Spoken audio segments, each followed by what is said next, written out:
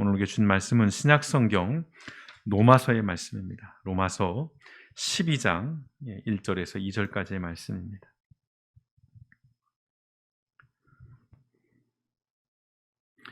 로마서 12장 1절과 2절 우리 한 목소리를 같이 합동하시면 좋겠습니다. 로마서 12장 1절과 2절의 말씀입니다. 우리 같이 한 목소리를 합동하겠습니다. 시작.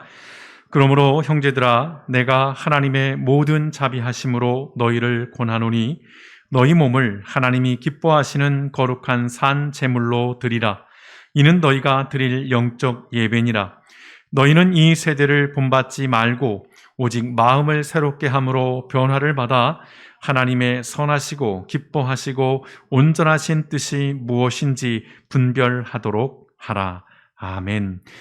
고맙고 감사하신 아버지 하나님, 우리가 지금 10월 한 달간을 살게 하시고 또 11월을 기대하게 하시니 감사합니다. 매일의 삶이 하나님의 손에 있음을 우리가 잊지 않고 아버지 하나님 우리에게 주어지는 날들을 늘 감사함으로 맞이하고 또 삶의 여러 가지 어려움 속에서도 하나님의 뜻을 구하고 아버지 하나님의 인도하심을 바라며 나아가는 믿음의 삶이 되어질 수 있도록 우리의 생각과 마음들을 주장하여 주시옵소서. 오늘도 하나님 앞에 나아가며 귀한 예물을 구별하여 드립니다. 드려진 예물 가운데 하나님께서 분별하시고 또한 아버지 하나님 복 주시고 아버지 하나님 쓰이는 곳마다 아버지 하나님 생명의 탄성이 터져나오는 놀라운 역사가 일어날 수 있도록 우리 하나님께서 지키시고 함께하여 주시고 아버지 하나님 어려운 시절 속에서 물질로 염려하고 또 시험에 들고 또 고통 가운데 살아가는 이들이 너무도 많이 있습니다. 아버지 하나님 우리 길벗교회에 모든 속한 성도들 아버지 하나님 가정과 직장과 사업장 가운데 우리 하나님 함께해 주셔서 어렵고 힘든 시절이지만 하나님의 공급하심을 통해서 매일매일 그 하나님의 부유하심을 맛보아 누리며 살아가는 복된 가정들이 되어질 수 있도록 하나님께서 복의 복을 넘치도록 부어 주시옵소서. 오늘도 아버지 하나님 말씀 앞에 섭니다. 아버지 하나님 종교개혁주의를 맞이하면서 특별히 우리의 신앙을 더 고민하고 또 아버지 하나님 앞에 물으며 성찰하며 이 땅의 교회로 그리스도인으로 우리가 어떻게 살아가야 할 것인가를 다시 한번 하나님 앞에 물으며 그 하나님의 인도하심을 받는 귀한 말씀의 시간이 되어질 수 있도록 성령 하나님께서 오늘 예비하는 모든 하나님의 백성들의 마음을 붙드시고 그의 생각 가운데 함께하여 주시옵소서. 모든 말씀 우리를 권하신 예수님의 이름으로 감사하며 기도드렸습니다. 아멘. 말씀이 계속해서 좀 연속적으로 진행이 됩니다. 몇 주간 큰 틀 안에서 진행이 되는데요. 오늘도 그 맥락 속에서 말씀이 진행이 될 것 같습니다. 우선 오늘 말씀은 영어 약자로 좀 시작을 해보려고 합니다. 제가 영어 약자인데요. 영어를 잘 못하는 SBNR 아마 들어보신 분도 계실 것이고 제가 설명을 해드리면 들어봤다라고 이해하실 분도 있을 것입니다. SBNR 약자인데요. 앞자를 딴 것인데 이 약자를 풀어보면 이런 영어입니다. 여러분 한 번은 보셨을 겁니다. Spiritual but not religious라고 하는 들어보셨죠? 제가 몇 번 소개해드린 기억도 있는데요. 우리말로는 이런 것입니다. 영적이지만 종교적이지는 않다라는 의미죠. 영적이지만 종교적이지는 않다는 것입니다. 이 말이 나오게 된 배경은 미국과 유럽에서 아주 급속하게 일어난 제도적 종교에서 벗어나는 이른바 탈종교화, 좀 딱딱한 말인데요. 탈종교화, 그래서 좀 한자도 써보고 영어 단어도 좀 같이 넣어봤습니다. 종교를 탈피하는 거죠. 또는 포스트, 또는 애프터 뭐 이런 의미, 또는 비욘드 뭐 이런 의미, 넘어서는 뭐 이런 의미가 있을 것 같은데요. 또는 어떤 세속화, 그러니까 종교에 무심하게 되는 어떤 물질적인 것에 집착하게 되는 이 탈종교와 이 세속화가 일어나면서 생겨난 말입니다. 영적이지만 종교적이지는 않다라고 하는 이런 말. 미국과 유럽의 문제만은 아니고요. 이제 우리나라에서도 이 탈종교화 현상이 굉장히 심각한 상황인데요. 올해 발표된 갤럽의 조사, 여러분들이 한번 인터넷에 찾아보셨으면 좋겠습니다. 굉장히 다양한 항목들이 조사로 나와 있어서 흥미로운데요. 그 가운데 두어 가지만 소개를 해본다면 우리나라의 20대입니다. 20대. 여기 이제 한 분, 두 분이 계시는데 우리나라 20대의 78%입니다. 그러니까 80%에 육박하는 것이죠. 나는 종교가 없다는 것입니다. 뭐 기독교에만 국한된 것은 아닙니다. 종교에 관련돼서 물었을 때 20대의 80%가 종교가 없다는 것입니다. 예. 굉장히 중요한 수치죠. 이 과정으로 본다면 앞으로 종교는 10년, 20년, 30년 후에 굉장히 심각해진다는 것입니다. 아울러 비종교인의 비율이 현재 60%를 육박하고 있습니다. 10명 중에 6명은 종교인이 아닌 거죠. 물론 우리가 조금 더 역사를 들여다보면 그렇다면 이전의 세대들은 종교인들의 비율이 높았느냐? 뭐 그렇지는 않아요, 사실은. 그러나 이 60%가 주는 상징적인 의미가 오늘 우리 시대에서는 굉장히 크다는 것입니다. 그런데요, 우리가 탈종교화 또는 어떤 비종교인 뭐 이런 것들을 이야기할 때 꼭 기억할 것이 하나 있습니다. 그게 뭐냐면 좀 딱딱한 표현으로 쓴다면 영성 보존의 법칙입니다. 혹시 들어보셨는지요? 예, 들어봤을 리가 없습니다. 이건 제가 만든 말이기 때문에요. 오늘 처음 말씀드리는 겁니다. 우리가 뭐 질량 보존 뭐 이런 거 있잖아요. 예, 그걸 좀 제가 패러디를 해본 것인데요. 영성 보존의 법칙이라는 것입니다. 사람들이 종교가 없다고 해서 영적인 존재라는 인간의 본성까지 달라지는 것은 아니라는 말씀입니다. 종교가 없다고 해서 인간에 내재되어 있는 종교성 또는 어떤 영성이 사라지는 것 또는 그것이 소멸되는 것이 아니라는 것입니다. 예컨대 우리가 최근에 이제 누리호 발사도 지켜보지 않았습니까? 현대 과학 기술의 집성체라고 할 수 있는 그런 어떤 뭐 우주선 같은 이런 것들을 발사할 때조차도 사람들은 기도합니다. 기도해요. 성공을 기원하는 것이죠. 그것은 인간이 가진 기본적인 존재가 물질로만 이루어진 것이 아니라 우리가 영적인 존재라는 반증인 것이거든요. 종교에 무관심하고 종교를 떠나가고 있지만 사람들은 여전히 영적인 존재이고 영적인 것을 갈망한다는 것입니다. 이건 기술이 더 발전해서 설사 우리가 화성에 거기에 이주해서 우리가 산다고 할지라도 이 종교성, 이 영성, 이 사람의 본질은 바뀌지 않는다는 것입니다. 그렇기 때문에 탈종교화나 어떤 세속화가 종교의 소멸이나 종말을 의미하지는 않는다는 것입니다. 어떤 사람이 철학자가 얘기했죠. 예, 100년이 지나면 성경이 사라질 것이다.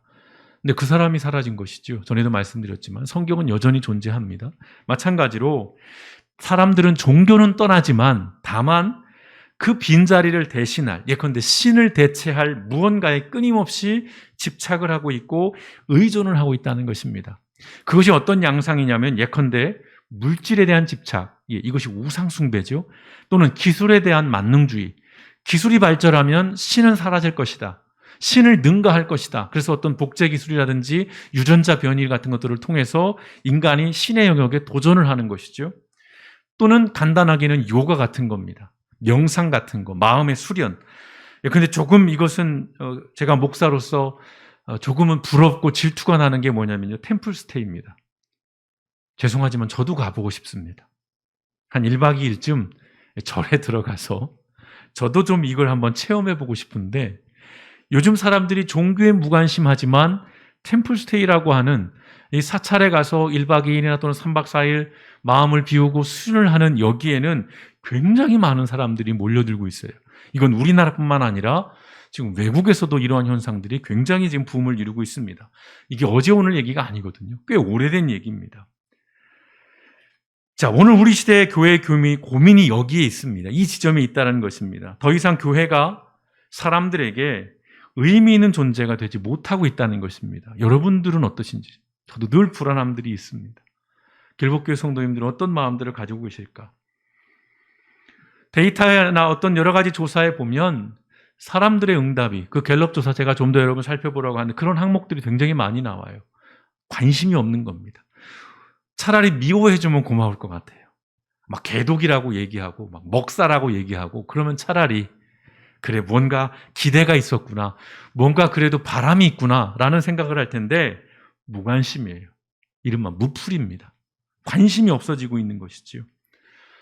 그래서 교회는 한때 이렇게 얘기를 많이 했습니다. 정말 세상이 성경의 말대로 악해지고 있다. 종말이 다가오고 있다. 그리고 사람들의 마음이 마귀 사탄에 의해서 완악해져서 강팍해져서 그렇다라는 것으로 그러한 현실을 부정하고 또는 책임을 좀 이렇게 전가 하려고 했었죠. 근데 여러분, 계속 이런 식이면 더 이상의 소망은 없다는 것입니다. 요즘 수없이 패러디가 되고 있는 오징어 게임 속 대사를 그래서 준비해 봤습니다. 제가 말씀드리기보단 영상으로 한번 보시면 좋겠습니다. 제발 그만해. 나 무서워. 이러다가는 다 죽어. 다 죽는단 말이야. 예, 보신 분들은 저 장면이 기억나실 것입니다. 예, 저게 굉장한 유명한 대사가 돼서 지금 저 패러디가 제일 많이 쓰이는 곳이 정치권입니다. 내년도 대통령 선거를 앞두고 이러다가는 다 죽어. 이런 지금 패러디들이 굉장히 많이 나오는데요. 한국교회도 예외일 수 없습니다. 지금 이런 상황으로 계속 가면 한국교회와 그리스도인들은 앞으로 더 심각한 위기를 만나게 될 것입니다. 지금까지의 방식으로.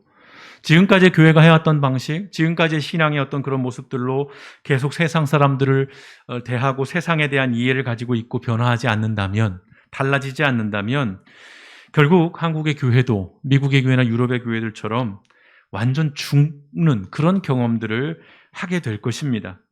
그러나 우리가 이런 이야기를 할 때마다 흔히 하는 말, 위기는 기회가 된다. 저는 거기에 더해서 위기는 기회의 기회가 된다는 말씀을 드리는데요. 그렇다면 우리가 어떻게 해야 될까라는 고민들, 또다시 질문을 던져봅니다. 자, 그렇다면 이 질문 속에서 먼저 좀 나눠보고 싶은 것은 기독교 신앙의 유형을 좀 우리가 먼저 좀 살펴봤으면 좋겠습니다. 세 가지로 정리가 되는데요. 사실 이 세 가지가 같이 나누기로 말하면 뭐 1시간, 2시간도 나눌 수 있는 것들인데 아주 짧게 그냥 살펴만 보겠습니다. 세 가지 유형인데 첫째는 회피형입니다. 회피형. 그간 한국교회로만 놓고 본다면 한국교회의 그리스도인들 교회가 어떤 신앙의 모습들을 가져왔는지 첫째 회피형입니다. 간단하게 얘기하면 이겁니다. 세상은 마귀에게 속한 것이에요. 그러니까 세상은 완전 타락한 것입니다. 세상은 더러운 것이에요. 그래서 악한 세상과는 철저하게 분리됩니다. 외면합니다. 의도적인 거예요. 세상으로는 아무것도 하려고 하지 않습니다. 직장을 갖고 있는 것조차도 그것을 부정하게 생각하는 때가 있었어요. 그래서 직장을 그만두고 신학교에 가는 것을 목표로 삼았을 그런 시절이 있었습니다. 자, 이런 회피형들은 이분법적 신앙생활을 해요. 철저하게 흑백입니다. 딱 나눠져 있어요. 그리고 종말을 강조합니다. 신학적인 용어로는 세대주의자들이에요. 세대주의자들. 세대를 나눠서 하나님의 때가 올 것인데 그 종말이 임박한 종말, 시한부 종말론을 이야기하는 그런 사람들입니다. 또는 개인의 묵상을 강조해요. 성경을 읽고 큐티를 하고 기도를 하고 뭐 이런 것들을 강조하는 이른바 경건주의자들이 여기에 속합니다. 세대주의자, 경건주의자. 그리고 신앙은 뭐냐? 영혼 구원의 문제예요. 오로지 영혼 구원 문제, 요거에만 집중을 합니다. 굉장히 사적인 영역이에요. 개인적인 삶은 강조하고 조금 넓혀봐야 가족의 안녕에 국한돼 있어요. 신앙이라는 것이. 그래서 내 가족이 잘 되고 또 우리 아이들 또는 우리 부모님이 건강한 여기에 주로 목적을 두고 신앙생활을 하는 유형들이 회평이고요. 둘째는 정복형이 있습니다. 정복형. 이건 세상과 불신자들을 정복과 지배의 대상으로 여기는 것이에요. 가나안 정복 전쟁을 근거로 삼고 있는 것입니다. 세상은 하나님이 주신 것이니까 우리가 가서 복음으로 정복을 해야 되는 것입니다. 그래서 십자군 전쟁의 근거를 제공했던 그런 신앙이에요. 그리고 승리주의적 정신이 있습니다. 마침내 기독교는 승리할 것이다. 그래서 이런 사람들은 세상에 대해서 굉장히 이 도전적인 것이 있어요. 한국교회를 보자면 복음으로 한국 사회를 정복하자. 이런 사명의식이 있었고요. 그래서 한때 유행했던 성시화 운동이라고 하는, 들어보셨습니까? 그래서 예전에 어떤 대통령이 서울시를 하나님께 봉헌하는 일들이 있었는데 그게 바로 이런 배경이에요. 성시화, 거룩한 홀리시티를 만들겠다는 것입니다. 그래서 각 도시마다 교회 연합들이 모여서 예컨대 서울을, 대구를, 대전을, 춘천을 뭐 이렇게 성시화로 복음화된 도시로 만들자, 그런 운동을 벌이면서 나오는 신앙들이죠. 그리고 선교단체, 대학생들을 중심으로 벌어졌던 것은 한때 뭐냐면 고지론이 있습니다. 고지론. 높은 곳에 오르라자는 것이죠. 그래서 그리스도인들이 사회에 영향력 있는 위치에 포진하는 거예요. 그러니까 회사에서 보자면 사장이 되고 이왕 할 거면 오너가 되는 거죠. 그리고 뭐 군대에서도 장교가 되는 거예요. 사병이 아니라. 또는 어떤 뭐 공직에서도 직급이 올라서서 그런 높은 곳에 올라서서 그 영향력을 가지고 한국을 복음화시켜야 한다. 이런 신앙의 유형들입니다. 그래서 장로 대통령에 집착을 하게 됐고요. 지금 기독당을 만들어서 선거 때마다 참여하는 사람들, 그들의 신앙이 이런 유형들입니다. 세 번째, 상생형입니다. 뭐 느낌이 오시겠지만 이건 점진적인 것이고요. 그리고 좀 성장하는 과정입니다. 회피형과 정복형과 상생형. 이 상생형이 가장 성경적인 것이라고 보는데요. 이것은 이겁니다. 이 세상과 사람들이 악하다는 것을 무시하지 않아요. 세상은 타락했어요. 사람에겐 죄성이 있습니다. 이걸 부정하지 않습니다. 다만 그들 역시도 그리스도인들과 똑같이 하나님의 형상으로 지음받았다는 걸 인정해요. 세상이 더러운 곳이지만 본질적으로는 뭡니까? 하나님이 만드신 거예요. 보시기에 좋았다라고 하셨던 곳이 세상이라는 겁니다. 사람이 악합니다. 굉장히 이기적이고 교활하고 악하지만 그럼에도 불구하고 사람을 하나님이 만들었다는 그 본질적인 사실을 부정할 수는 없는 것이죠. 그래서 그런 바탕 안에서 신앙이라는 것이 개인적인 영역만이 아니라 사회의 공적인 영역까지 포괄하는 이른바 공공신학, 굉장히 이제 강조되고 있는 신학입니다. 공공신학. 저기에는 이제 생태계 신학도 들어갑니다. 그래서 오늘날 환경오염 문제에 대해서 교회가 적극적으로 나서야 한다는 것이죠. 왜요? 하나님이 만드신 세상이니까요. 그 세상이 더러워지는 걸 누가 막아야 될 것이냐? 그리스도인들이 먼저 앞장서야 한다는 것이지요. 그러다 보니까 이 상생형의 신앙의 유형들이 강조하는 것 중에 하나는 섬김입니다. 그냥 무조건 굽신거리는 게 아니라 세상을 섬김으로 나가고요. 사람들을 섬기는 것입니다. 이 세 가지의 유형, 단순하게 나눈 것이고 짧게 살펴봤습니다만 여러분께서는 지금 어떤 유형에 가까우신지요? 여러분의 신앙의 유형. 신앙이라는 건 그냥 개인의 만족, 개인의 안녕, 그냥 개인의 어떤 경건 생활이지. 신앙은 구원이지, 구원. 이 세상은 소망이 없으니까. 그렇게 신앙생활 하는 분도 있습니다. 또는 정복하자, 복음화 시키자, 이런 것도 있고요. 또는 어떤 상생형이 있을 수 있습니다. 저는 지금까지 신앙생활을 해오면서 제가 초등학교 때부터 이 세상과 교회를 극단적으로 분리하는 그런 회피형의 유형의 그리스도인이기도 했었고요. 또는 세상을 복음으로 정복하자는 그런 신앙생활도 했습니다. 그래서 말씀드렸죠. 중학교 졸업식 날 전사님과 친구들이 대전에 칼국수집에 가가지고 앉아있는데 딱 보니까 부적이 붙어 있는 거예요. 이럴 수 없지. 어디 저런 이단, 우상. 그래서 제가 부적을 영웅적인 마음으로 띄워버린 이런 일들. 지금 생각해보면 참 무례하죠. 이런 사람이 없습니다. 근데 그때는 박수 받았습니다. 그리고 저도 뭔가 굉장히 거룩한 일을 했다라는 생각을 가질 수 있는 그런 상황이었다는 것입니다. 그러니까 저는 다 경험을 했습니다. 신학교에 가서도 그런 유형들을 가지고 있었고요. 그리고 지금은 상생형 그리스도인이 되고 그런 교회를 세우려고 지향하고 있습니다. 그래서 제가 설교 시간에 세상에 대한 이야기를 자주 하고 여러분들이 불편하게 여길 수 있는 정치적인 그런 이야기들도 언급을 하는 그런 이유, 그런 배경이 여기에 있는 것입니다. 그러니까 앞으로 제가 그런 얘기를 한다면 그런 이해를 가지시고 봐주시면 좋겠어요. 저 인간이 무슨 앞으로 정치를 하려고 하나? 어디 국회의원쯤 하려고 하나? 왜 교회에서 자꾸 정치 얘기를 해? 근데 사실 정치 얘기 제가 더 하고 싶지만 못하고 있는 겁니다. 오해는 말아 달라는 말씀입니다. 정치적인 목사가 되려는 것이 아니라 우리가 가진 신앙에 갖고 있는 성경이 우리에게 말씀하고 있는 예수 그리스도께서 우리에게 보여주신 그 신앙의 본질을 추구하는 과정에서 우리가 보다 더 건강하고 또는 지향해야 될 그리스도인의 유형은 상생형이라는 것입니다. 세상과 완전 분리되거나 또는 세상을 정복해야 한다거나 이게 아니라 세상 속에 들어가서 그리스도인으로서의 빛과 향기를 드러내는, 그래서 그 세상을 조금 더 하나님의 세상으로 바꿔나가는 이 일들을 해야 하는 것이 오늘 우리 시대의 그리스도인들의 특별히 우리의 사명이라는 것입니다. 자, 종교는요, 삶의 가치와 의미를 찾는 일을 해야 합니다. 이게 일반적인 종교의 가장 보편적인 정의입니다. 종교는 뭘까? 삶의 가치와 의미를 찾는 일입니다. 그러니까 무속은 조금 우리가 그래서 종교라고 표현을 하지 않아야 되는 거예요. 무속은 삶의 가치를 추구하지 않습니다. 삶의 의미를 지향하지 않아요. 무속은 오로지 개인의 복입니다. 개인의 복. 개인의 복만을 추구해요. 그래서 말씀드렸죠. 거기에는 윤리가 없습니다. 도덕이 없어요. 나만 잘 되면 되는 거예요. 다른 사람은 상관없습니다. 나만 복 받으면 돼요. 우리 가정만 복 받으면 되는 겁니다. 그래서 무속은 종교라고 말하기가 그런 것이죠. 삶의 가치와 의미를 찾는 일. 자, 독일의 대표적인 신학자 폴 틸리가 이런 말을 합니다. 종교란 궁극적인 관심이라고 정의를 합니다. 예, 신학교에서 수없이 듣는 얘기 가운데 하나인데요. 궁극적인 관심이라는 거예요.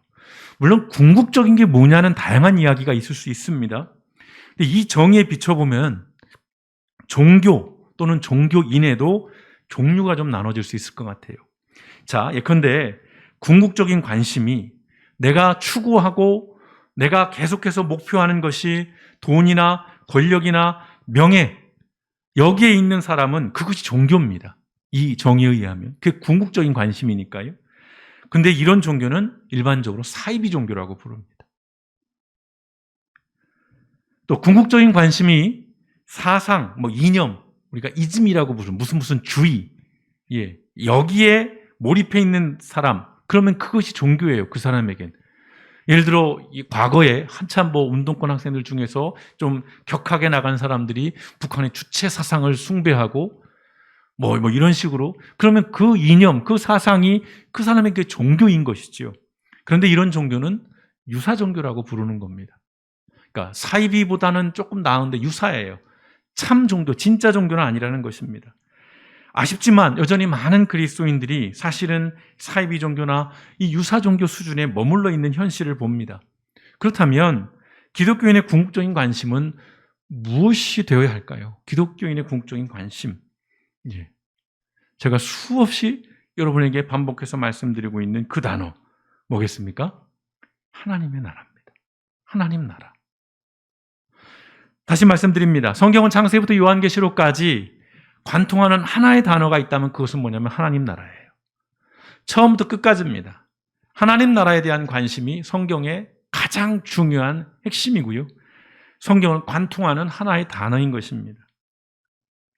죽어서 가는 천국이 아니라는 말씀 또다시 드리고요. 살아있는 동안 우리가 사는 세상을 하나님의 나라로 변화시키고 회복시키는 것이 우리 기독교가 또 그리스도인들이 추구하는 궁극의 관심이라는 것이고 관심이어야 한다는 것입니다. 내가 복을 받아야 되는 이유, 내가 질병에서 고침을 받아야 되는 이유, 내가 시험에 합격해야 되는 이유, 우리 자녀가 잘 돼야 하는 이유, 집 계약이 잘 돼야 하고 내가 승진해야 되는 그 모든 이유들의 그 끝에 그 궁극적인 목표가 이 일을 통해서 하나님의 나라를 세우는 일이어야 한다는 것입니다. 그렇지 않다면 그 수준에 머물러 있다면 돈을 버는 수준, 승진하는 수준, 내가 병을 낫는 수준, 여기에 머물러 있다면 더러 것이 사이비일 수도 있고 유사종교 수준에 머무를 수밖에 없다는 것입니다. 죄송하지만. 그래서 질문을 드려봅니다. 여러분의 종교, 여러분의 신앙은 무엇인지요? 자, 기독교의 창시자라고 불릴 만큼 기독교 신앙에 절대적인 영향을 미친 인물 누구죠? 사도 바울입니다. 그래서 혹자는 그렇게 말합니다. 예수교를 설립한 사람, 창시한 사람이 사도 바울이다. 이렇게까지 얘기를 합니다만. 자, 사도 바울이 기록한 로마서.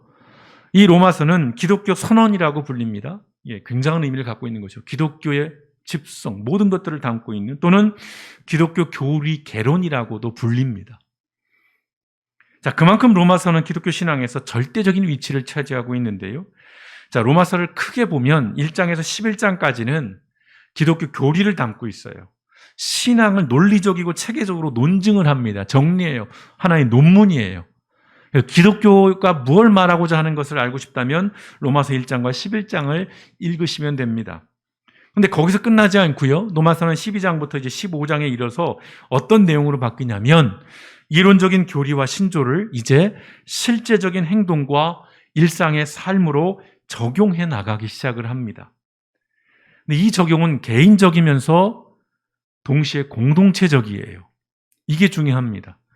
개인의 영성, 개인의 신앙뿐만 아니라 공동체, 사회적인 겁니다. 무엇보다도 이 가르침이요, 예수님의 가르침과 정확하게 일치합니다. 자, 오늘 로마서 12장 이렇게 시작을 합니다. 오늘 우리가 1절과 2절을 읽었는데요. 같이 한번 읽어 보시겠습니다. 세번역 성경인데요. 함께 읽습니다. 시작. 형제자매 여러분, 그러므로 나는 하나님의 자비하심을 힘입어 여러분에게 권합니다. 여러분의 몸을 하나님께서 기뻐하실 거룩한 산 제물로 드리십시오. 이것이 여러분이 드릴 합당한 예배입니다. 여러분은 이 시대의 풍조를 본받지 말고 마음을 새롭게 함으로 변화를 받아서 하나님의 선하시고 기뻐하시고 완전하신 뜻이 무엇인지를 분별하도록 하십시오. 아멘. 로마서에서 굉장히 유명한 말씀이죠. 자, 오늘 이 말씀 시작이 어떻습니까? 사도 바울은 그리스도인들을 형제라고 부릅니다. 세번역에서는 형제, 자매 이렇게 구분을 하지만 형제. 자, 모든 그리스도인들은 이방인이든 유대인이든 또는 어떤 민족이든 또는 무슨 지위에 있든 상관없이 모두가 하나님의 자녀라는 것입니다. 로마서가 쓰여졌을 때 그때 교회의 구성원들을 한번 생각해 보십시오. 그 교회는 유대인도 있었고요. 유대인들이 이방인이라고 부르는 그런 이방인들, 거기에는 또 흑인들도 있었고요. 다양한 인종들이 있었습니다. 무엇보다 이 시대는 주인과 노예가 존재하던 시대였어요. 교회 안에 주인과 종이 같이 교회를 다녔습니다. 그럼에도 불구하고 이 모든 사람들을 형제, 자매라고 부르는 것이에요. 동등한 하나님의 자녀라는 것입니다. 이게 매우 중요한 세상과 사람들을 바라보는 태도인 것이죠. 자, 이런 전제 속에서 사도 바울이 하나님의 모든 자비하심으로 권면한다라고 말씀합니다. 모든 자비하심이란 무엇일까요? 모든 자비하심. 자, 그 힌트를 볼 수 있는 게 로마서 9장 16절입니다. 로마서 9장 16절 함께 읽어보시겠습니다. 시작. 그런즉 원하는 자로 말미암음도 아니요 다른 박질하는 자로 말미암음도 아니요 오직 긍휼히 여기시는 하나님으로 말미암음이니라. 무슨 말씀입니까? 구원에 대한 얘기를 하는 것입니다. 구원이라는 것은 사람의 의지나 사람의 노력으로 쟁취할 수 있는 것이 아니라는 것이에요. 자, 원하는 자로 말미암으면 아니다. 내가 간절히 열망하고 내가 욕망한다고 해서 얻을 수 있는 거 아니라는 것이고요. 다른 박질한다는 건 뭡니까? 내가 애쓰고 수고한다는 거예요. 내 노력으로 얻을 수 있는 것이 아니라는 거예요. 오직 긍휼히 여기시는 하나님으로 말미암음이라는 겁니다. 바로 이 긍휼, 이게 자비예요. 자, 하나님의 자비로 주어지는 것이라는 것을 분명히 말씀합니다. 그러니 다시 말씀드리면 모든 자비하심은 도저히 용서받을 수 없고 가치 없는 죄인들에게 주시는 하나님의 은혜를 의미하는 것입니다. 자, 바울의 권면은 이제 그런 하나님의 놀라운 은혜에 대한 합당한 반응을 담고 있는 것입니다. 그 합당한 반응이라는 게 무엇일까요? 1절 하반절에 보시면 여러분의 몸을 하나님께서 기뻐하실 거룩한 산 제물로 드리십시오. 이것이 여러분이 드릴 합당한 예배입니다. 라고 말씀하는 것입니다. 모든 자비하심, 성경을 통해서 보여주신 그 하나님의 놀라운 긍휼, 하나님의 은혜를 우리가 생각한다면 그 은혜의 결론은 무엇이냐면 하나님께서 기뻐하시는 거룩한 산 제물로 우리를 드리라는 것입니다. 이게 합당한 예배라는 것입니다. 자, 몸을 산 제물로 드리라는 게 뭡니까? 구약의 제사처럼 비둘기나 양처럼 우리가 장작불이 올라가서 우리를 불태우고 이런 것이 아니죠. 제단에서 불태워지는 제물이 아니라 우리의 몸을 산 제물로 드리라는 것은 행함으로, 우리의 삶으로 하나님께 영광을 돌리라는 것입니다. 합당한 예배는 무엇입니까? 성전 뜰이나 오늘로 말하면 교회 건물에서 드리는 이러한 의식적인 예배뿐만 아니라 우리의 일상의 삶의 자리에서 우리의 몸을 통해, 즉 삶을 통해서 하나님 앞에 드리는 예배를 말씀하고 있는 것입니다. 오늘 우리를 거룩한 산 제사로 드리고 합당한 예배라고 말씀하는 것은 교회 안에서의 그런 예배에만 국한되는 게 아니라는 말씀입니다. 자, 사도 바울의 권면은 이렇게 이어집니다. 2절입니다. 같이 읽어보시겠습니다. 시작.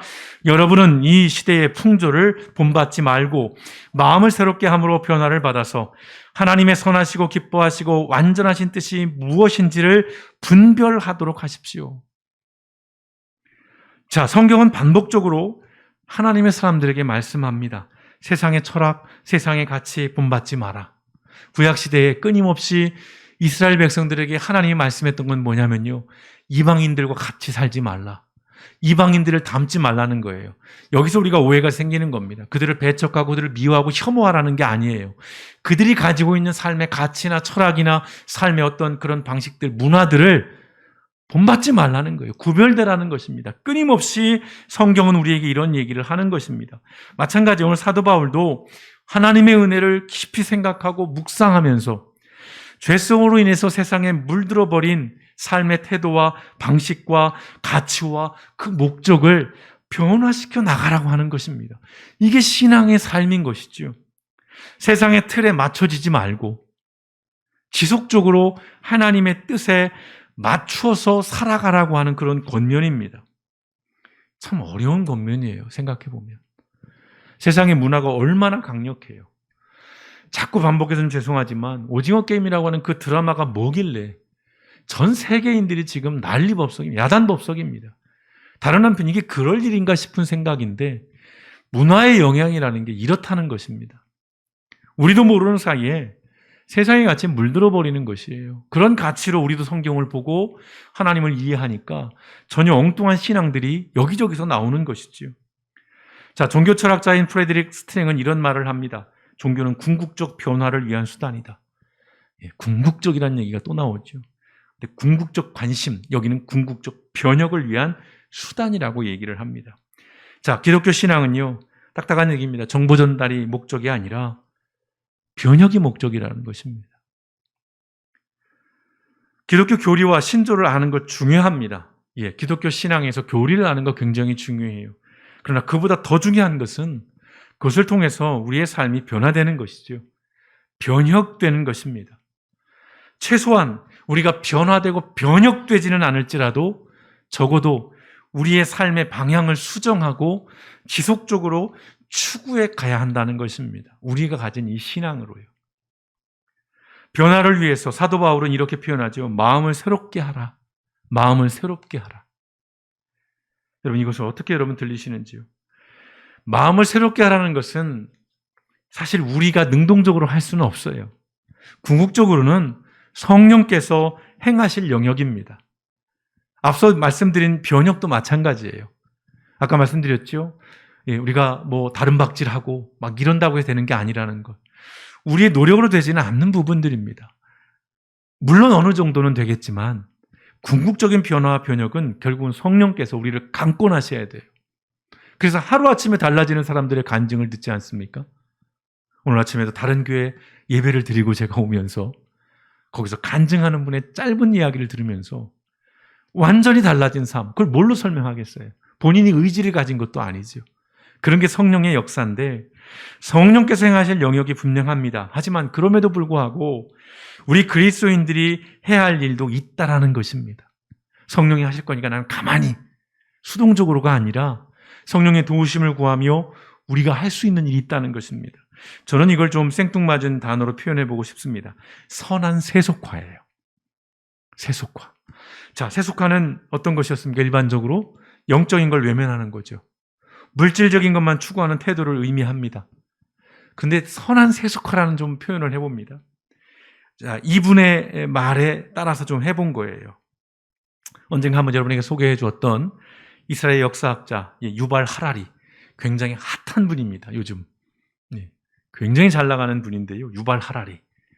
자, 이분이 세속화에 대한 새로운 시선을 제시하는데 저는 이것이 우리 시대 교회의 그리스도인들에게 꼭 필요한 그런 세속화라고 생각을 합니다. 세 가지예요.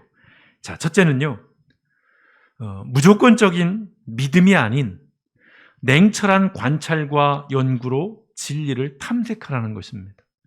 그래서 세속한 거예요. 자, 이해가 되시나요? 과거에는 믿으라고 이거였어요. 의심하지 마, 지옥 가 이거였어요. 그게 경건하다고 여겼어요. 그래서 의심하면 불경건하다고 말했어요. 믿음이 없다고 말했어요. 그런데 뭐라고 얘기해요? 무조건적 믿음이 아닌 냉철한 관찰과 연구로 진리를 탐색하라는 거예요. 전통적인 신앙인들이 봤을 때는 이거는 세속화된 겁니다. 그러나 저는 이건 선한 세속화라고 생각을 해요.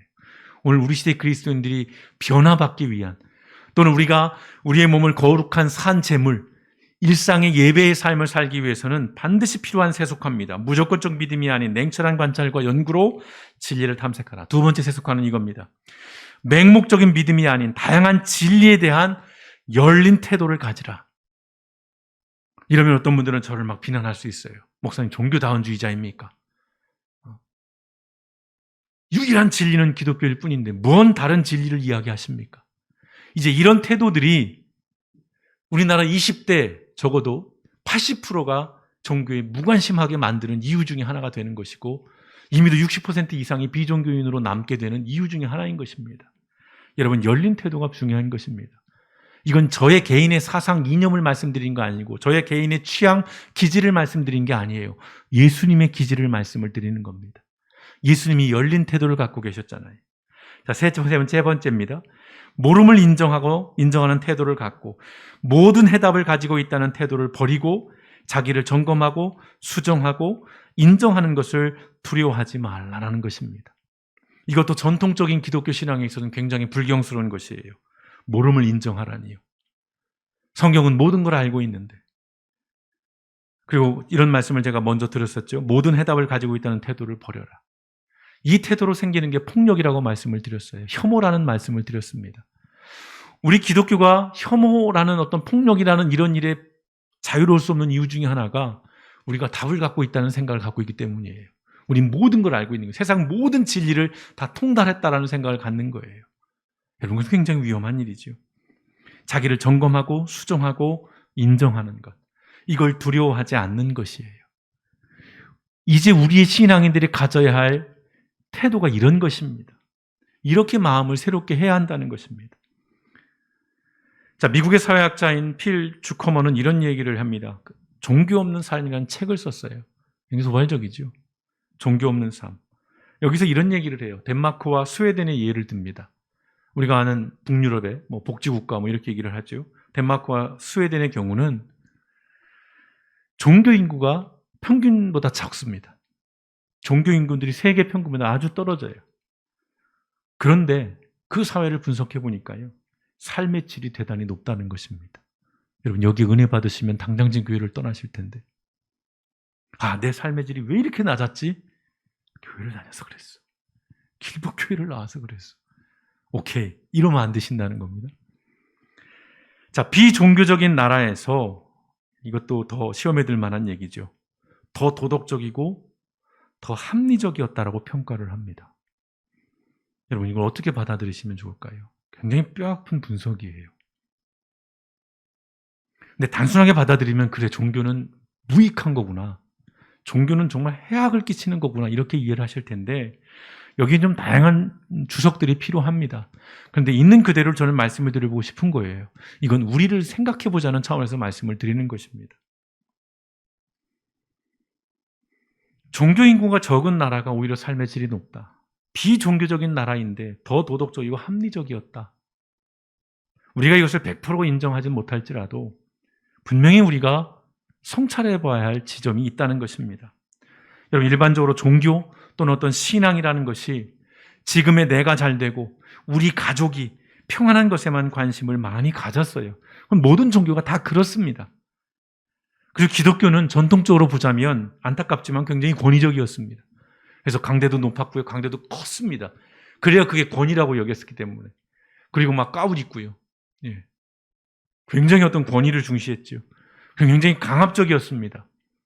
막 지시하고 명령하면 복종하는 이런 구조. 그리고 더러 맹목적이었죠. 그리고 무조건적 믿음을 강조했습니다. 근데 이런 종교를 표층 종교라고 합니다. 표층 종교. 그냥 겉만 핥고 있는 그런 종교라는 의미죠. 이런 표층 종교에 대해 사람들은 더 이상 관심을 갖지 않는다는 거예요. 젊은 세대들일수록 더더욱 그렇다는 것입니다. 그들이 원하는 건 변화거든요. 의미를 찾는 거거든요. 이게 심층 종교입니다. 기독교가 표층 종교에만 머물러 있어서는 안 되는 것인데, 그러니까 이제 기독교가 변화되자는 게 아니라 늘 말씀드립니다. 본질을 찾는 거예요.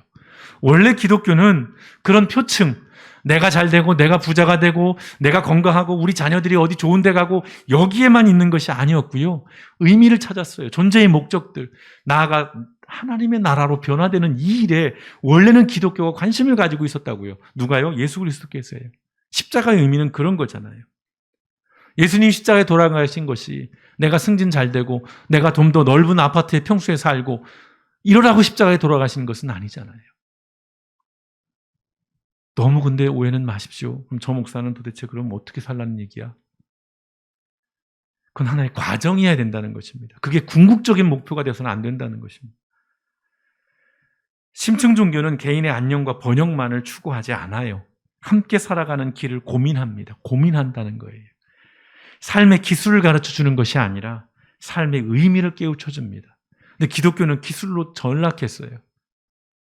그래서 옛날 부흥회 하다 보면 다 그런 얘기뿐이었잖아요. 뭐뭐 하는 법, 부자 되는 법, 뭐 건강해지는 법, 뭐 이런 식의 얘기들만 주로 했단 말이에요. 또한 서로에 대한 관계를 중시합니다. 자, 21세기 기독교 신앙은 더 이상 예수천당 불신지옥에 머물러 있어서는 안 된다는 것입니다. 오늘 또 한 번의 종교개혁주의를 맞이하고 있습니다. 벌써 504년이 지났어요. 이제 우리는 계속 말씀드립니다만 또다시 개혁을 해야 되는 그런 상황에 이르고 있습니다.